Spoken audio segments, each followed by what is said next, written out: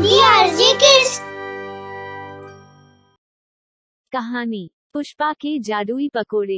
एक गांव में आनंद नाम का एक ईमानदार आदमी रहता था। उसकी पत्नी का नाम था पुष्पा। आनंद गांव के जमींदार के खेतों में काम करता था। अरे ओ पुष्पा, कहाँ हो? हाँ जी आई, आपके लिए पकोड़े बना रही हूँ। पुष्पा पकोड़े लेकर आती है। आनंद पकोड़े खाता है।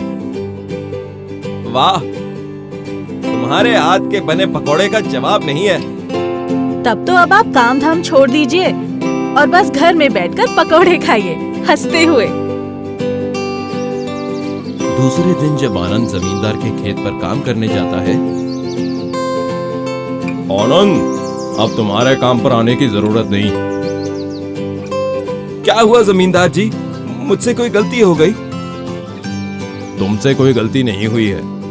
दरअसल मैंने अपनी जमीन का सौदा कर दिया है। शहर का व्यापारी इस जमीन पर बहुत बड़ी जूतों की फैक्ट्री बनाएगा। आनंद दुखी होकर अपने घर वापस आ जाता है। उसको परेशान देखकर पुष्पा पूछती है, क्या हुआ जी, आप इतनी जल्दी कैसे आ गए? जमींदार ने अपने खेत बेच दिए हैं। उन्होंने खेत पर आने से मना कर दिया है। ये तो बहुत बुरा हुआ। हाँ, अब मैं क्या करूं? मेरी तो कुछ समझ में नहीं आ रहा। अगर आप बुरा न माने तो मैं एक बात कहूँ? हाँ बोलो। आप कहते हैं ना कि मैं पकौड़े बहुत अच्छे बनाती हूँ, तो क्यों ना हम पकौड़े बेचने का काम कर लें? ये क्या कह रही हो? अब तुम काम करोगी? हम दोनों करेंगे जी। मैं घर पर पकौड़े बनाऊंगी और आप उन्हें बाहर बेच आइएगा। हाँ, ये तो तुम ठीक कह रही हो। दूसरे दिन पुष्पा गर्मा गर्म पकौड़े बनाती है और आनंद उसे ठेले पर लेकर बेचने निकलता है। वो गांव में बाहर वाली सड़क पर अपना ठेला लगाता है। आओ आओ, गर्मा गर्म पकौड़े खाओ। एक बार खाओगे तो बार बार आओगे। आओ। बंटी और उसका दोस्त बबलू ये सुनकर आपस में बात करते हैं। अरे वो देखो, आनंद भैया पकौड़े बेच रहे हैं। हाँ, आज ही ठेला लगाया शायद। चलो चलकर पूछते हैं। वो दोनों आनंद के पास आते हैं। आनंद भैया, आप पकोड़े बेच रहे हैं? हाँ, पकोड़े से तो बहुत अच्छी खुशबू आ रही है। कितने में पकोड़े बेच रहे हो आप? 5 रुपए का एक प्लेट। लाइए, मुझे भी एक प्लेट पकोड़े दीजिए। मुझे भी देना भैया। आनंद दोनों को पकोड़े देता है।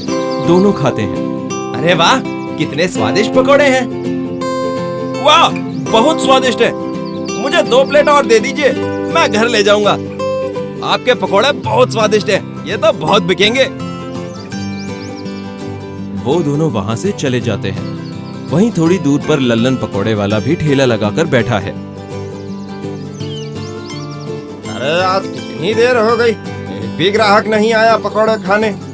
सारे गरम पकोड़े ठंडे हो रहे हैं। तभी वहां पर बंटी और बबलू आते हैं। ओ काका, अब तुम्हारे पकोड़े कोई नहीं खाने वाला। आनंद भैया के पकोड़े तो कमाल के हैं। हाँ काका, उनके पकोड़े खाकर हमको समझ में आया कि आपके पकोड़े उनके सामने एकदम बकवास हैं। अच्छा, ये बात है? कोई मेरी जगह पर आकर मेरा काम खराब करेगा तो मैं उसे छोड़ूंगा नहीं। काका, पकोड़े बनाने पर ध्यान दो। ये कहकर दोनों वहां से चले जाते हैं। लग रहा है कि आनंद को मजा चखाना ही पड़ेगा। अपना काम छोड़कर अब मेरे पेट पर लात मारने आया है। पकोड़े बेचकर आनंद रात को अपने घर आता है। दोनों पति पत्नी पकोड़े बेचकर कमाए हुए पैसे गिन रहे होते हैं। देखो पुष्पा, आज कितनी अच्छी कमाई हुई है। मुझे तो लगता है कि यही व्यापार हमारे अच्छे दिन लाएगा। हाँ, मुझे भी यही लगता है। कल से तुम और ज्यादा पकोड़े बना कर देना। हाँ जरूर, मैं खूब मन लगा के पकोड़े बनाऊंगी। ऐसे पकोड़े बनाना कि हमारे पकोड़े का नाम दूर दूर तक मशहूर हो जाए। अगर ऐसा हुआ तो हमारी सारी परेशानियां खत्म हो जाएंगी।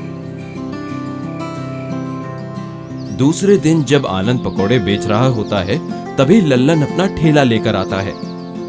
गर्मा गर्म पकोड़े के साथ स्पेशल चटनी फ्री। आओ आओ, चटनी के साथ पकोड़े खाओ। बंटी और बबलू के अलावा और भी ग्राहक आनंद के ठेले पर पकोड़े खा रहे होते हैं। वो लल्लन की बातें सुनते हैं। अरे वाह, पकोड़े के साथ चटनी भी। वो देखो, पकोड़े चटनी के साथ मिल रहे हैं। चलो आज हम वहीं पकोड़े खाते हैं। सारे ग्राहक लल्लन के ठेले पर आ जाते हैं और उसके पकोड़े खाने लगते हैं। अरे वाह, ये तो वाकई बहुत स्वादिष्ट है। हाँ, स्वादिष्ट क्यों नहीं लगेगा, चटनी में नशीली दवा जो मिलाई है। आनंद बेचारा देखता रहता है। उसके ठेले पर कोई नहीं आता। वो शाम को घर आता है। अरे ये क्या, आज सारे पकोड़े बेचे बिना ही घर आ गए। ऐसा लग रहा है कि हमें ये काम बंद करना पड़ेगा।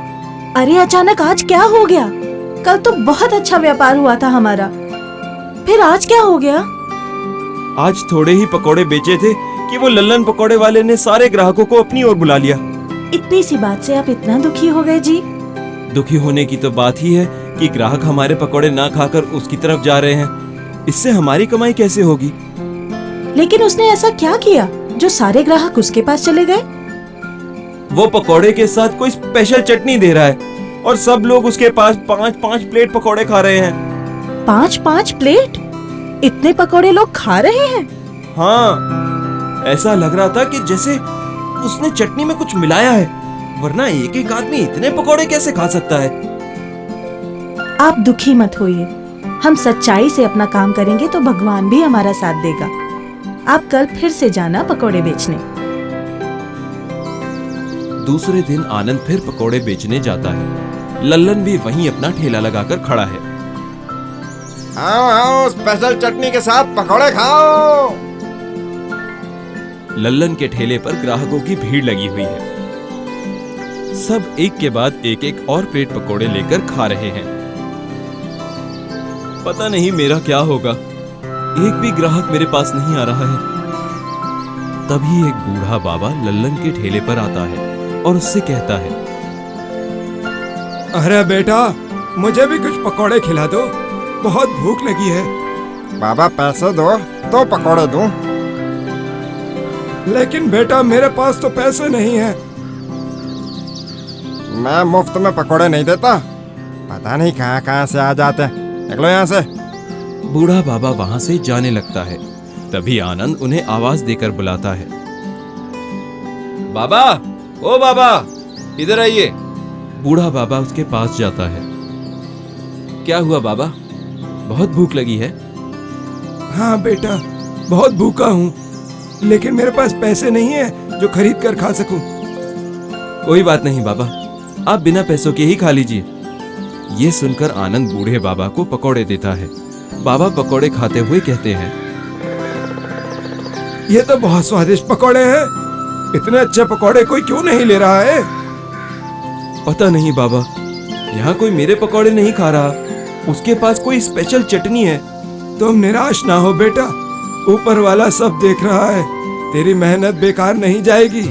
तभी वहाँ पुलिस की जीप आ जाती है और उसमें से इंस्पेक्टर निकलता है और वो लल्लन के पास जाकर कहता है, बहुत चटनी खिला रहा है लोगों को, अब मैं तुझे डंडे खिलाता हूँ।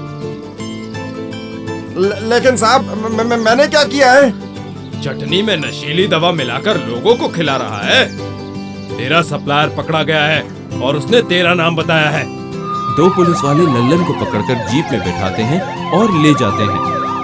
ओह, तभी इसके पकोड़े खाकर नींद आने लगती थी। ये बात है, अब समझ में आया कि स्पेशल चटनी क्या थी। इससे अच्छा तो हम आनंद भैया से ही पकोड़े खा लेते। इसके बाद सारे ग्राहक आनंद के पकोड़े लेने आ जाते हैं और धीरे धीरे आनंद के पकोड़े मशहूर हो जाते हैं और उसका व्यापार भी बढ़ जाता है।